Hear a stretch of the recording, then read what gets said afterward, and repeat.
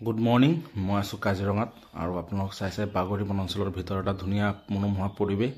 আৰু মোৰ আগত সেই চাগে এটা কেম্প আছে এইটো আমাৰ ফৰেষ্ট কেম্প হয় ৰৌমাৰী কেম্পৰ নাম আৰু কেম্পৰ ফ্ৰণ্টতে চাগ এটা বনৰীয়া মহৰ প্ৰকাণ্ড জাক এটা ৰাস্তা পাৰ হৈ গৈ আছে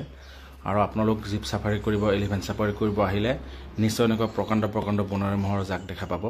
আৰু বনৰীয়া মহৰ জাকৰ ভিতৰত কিছুমান ইমানেই ডাঙৰ বনৰীয়া মহ আছে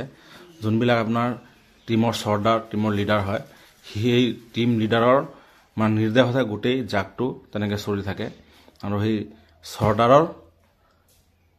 মানে নিৰ্দেশত গোটেই জাক ইফালৰ পৰা সিফাল গোটেই ৰিজাৰ্ভ ঘূৰি থাকে আৰু চাক সেয়া আমাক জিপচিবিলাক চাই তেনেকৈ লাহে লাহে গৈ আছে আৰু এইবিলাক বহুত হিংস্ৰ হয় বহুত খঙাল হয় মানে সিহঁতে বনৰীয়া হাতীও এইবিলাক চাই ভয় খায় আৰু আমাৰ ঘৰৰ হাতীটো বাদেই দিয়ক সিহঁতে কোনো জীৱ জন্তুক কেয়াৰেই নকৰে ইমানেই মানে সিহঁত হিংস্ৰ হয় আৰু